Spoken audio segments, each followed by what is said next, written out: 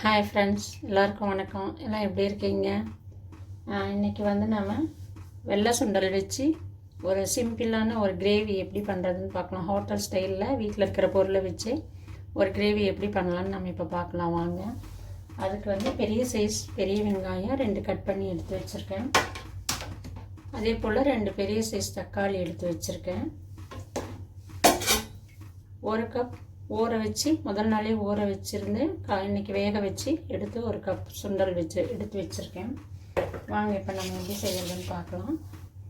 First அதுக்கு வானலியில் 2 spoon oil விட்டுக்கலாம்.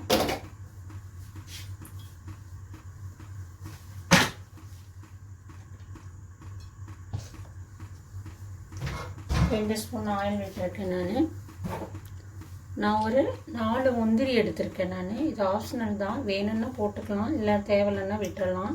ஆனால் இது கொஞ்சம் டேஸ்ட்டு கொடுக்கும் இதை நம்ம போடுறதுனால. நான் இது போட்டுக்கலாம். போட்டு கொஞ்சம் நல்லா சேர்க்க வறுத்துக்கலாம். இந்த முந்திரி போட்டு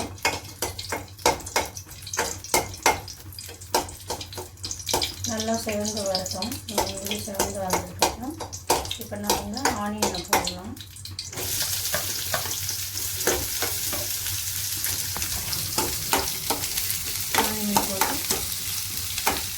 நல்லா வதக்கிக்கலாம். நல்லா வெங்காயம் கண்ணாடி பதத்துக்கு சிறந்து வரட்டும்.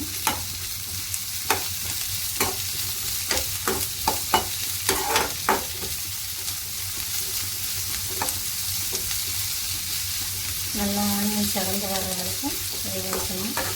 இந்த கிரேவி நான் இப்போ சொல்லியிருக்கிற அளவு ஒரு 6 பீஸ் சாப்பிடலாம்.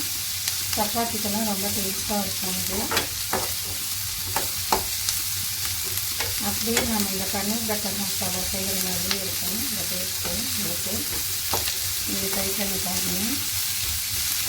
வெங்காயம் நல்லா கண்ணாடி பதத்துக்கு சிறந்து வருது.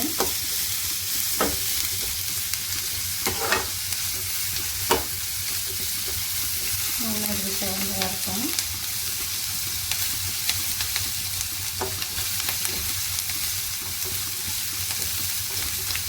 நல்லா பச்சை வாசம் போகும். நல்லா சிறந்து வர வரைக்கும் நம்ம ஃப்ரை பண்ணோம்னா தான் இந்த பச்சை வாசம் போகும்.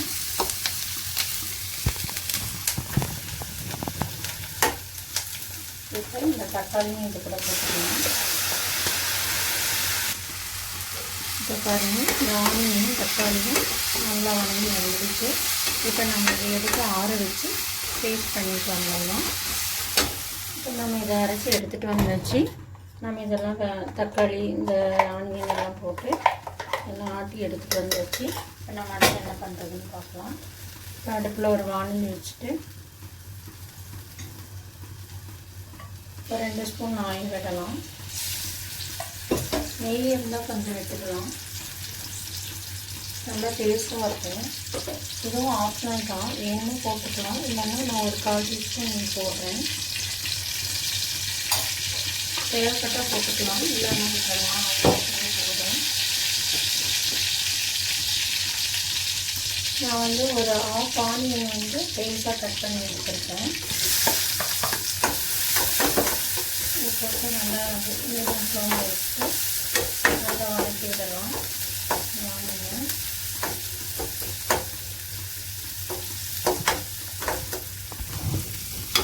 நல்லா லோவாக வச்சுட்டு பண்ணி விடுங்க. நல்லா இது சிறந்து வரட்டும். நெய் போட்டதுனால நல்லா ஸ்மெல் நல்லாயிருக்கு. நல்லா டேஸ்டியாகவும் இருக்கும். சும்மா ஒரு 1/4 டீஸ்பூன் தான் போட்டேன் நான்.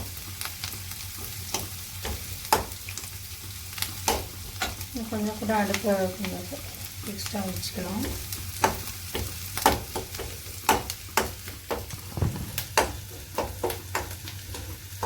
நல்லா சிறந்து வரட்டும்.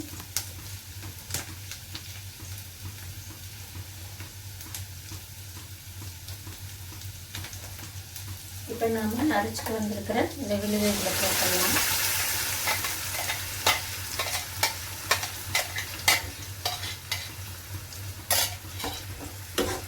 ஆனியன் சிறந்து போட்டலாம்.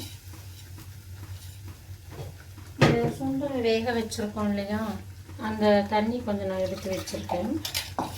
அதையே வச்சு மிக்சியில் இருக்கிறதெல்லாம் ஜாரில் இருக்கிற எல்லாத்தையும் நாம் கலக்கி இதில் விட்டுடலாம்.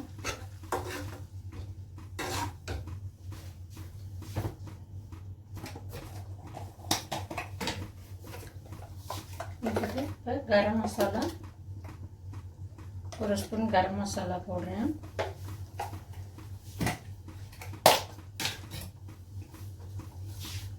ஜீரகப்பொடி 1/2 டீஸ்பூன்,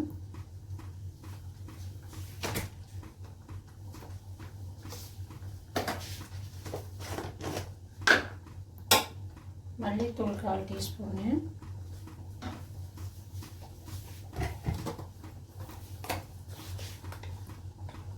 மஞ்சள் பொடி ஒரு 1/2 டீஸ்பூனு,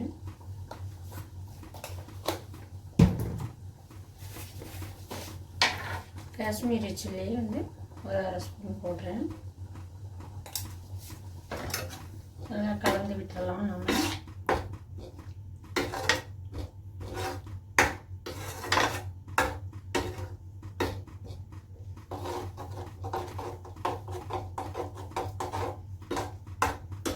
நல்லா இதை கலந்து விட்டுறணும்.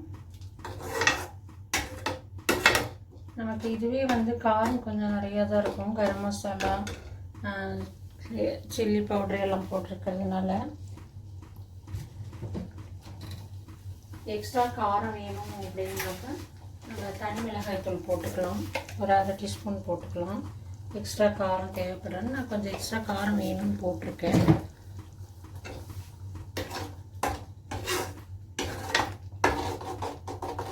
நல்லா இதெல்லாம் கலந்து விட்டுறலாம்.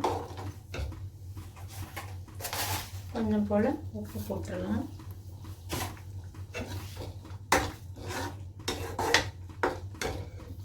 மீதி நான் இன்னும் வந்து ஒரு 1/2 டம்ளர் அளவுக்கு அந்த சுண்டல் வேக வச்சு தண்ணி இருக்குது, அதையும் இதில் போட்டுறேங்க. நல்லா இந்த கிரேவி வந்து பச்சை வாசம் போகிற அளவுக்கு இப்போ கிரேவி நல்லா வந்திருக்கு. நல்லா பச்சை வாசம் போக வந்திருக்கு. இப்போ நாம் என்ன பண்ணுறோம், சென்னா மசாலா ஒரு 1/2 டீஸ்பூன் போடுறேன். நமக்கு ஆச்சி மசாலாவிலையும் கிடைக்குது சென்னா மசாலான்ட்டு, அது ஒரு 1/2 டீஸ்பூன் போட்டிருக்கேன் நான். நல்லா கலந்து விட்டுடலாம்.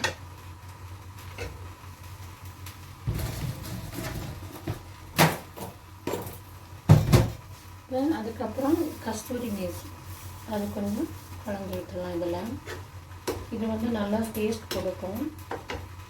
இப்போ நம்ம வேக வச்சு வச்சுருக்க இந்த சுண்டலை இதில் போட்டுடலாம்.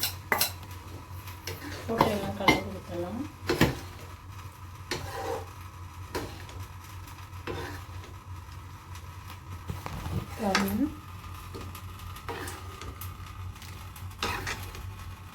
இது கூட வேறு எதுவும் போடலை, வெறும் சென்னா மட்டும்தான் போட்டிருக்கேன். உருளைக்கிழங்கு அந்த மாதிரிலாம் எதுவும் சேர்க்கலை. இது நல்லா ஒரு 10 நிமிஷம் நல்லா அப்படியே கலந்து வரட்டும். கலந்து வேகட்டும் 10 நிமிஷம் அப்படியே லோ ஃப்ளேமில் வச்சு.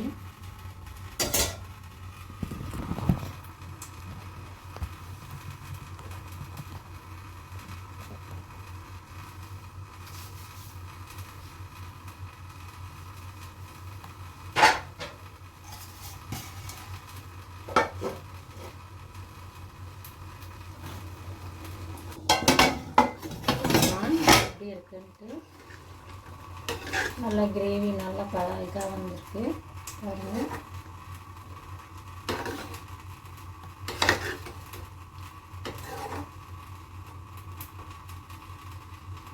நம்ம இப்போ டேஸ்ட் எப்படி இருக்குன்னு பார்த்தலாம்.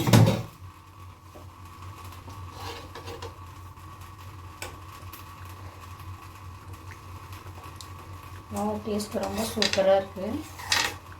நீங்களும் ட்ரை பண்ணி பாருங்கள். ரொம்ப வெறும் பெரிய ஒர்க்கெல்லாம் இல்லாமல் வீட்டில் இருக்கிற பொடி மசாலா பொடி இது மட்டும் வச்சு ஒரு அருமையான கிரேவி பண்ணியிருக்கோம் சப்பாத்திக்கு. ரெகுலராக எப்பவும் பண்ணுற மாதிரி இல்லாமல் இது டேஸ்டியாக இருக்கும். நீங்களும் ட்ரை பண்ணி பாருங்கள். பார்த்துட்டு பாருங்கள் ஃப்ரெண்ட்ஸ், நம்ம சென்னா மசாலா ரெடி.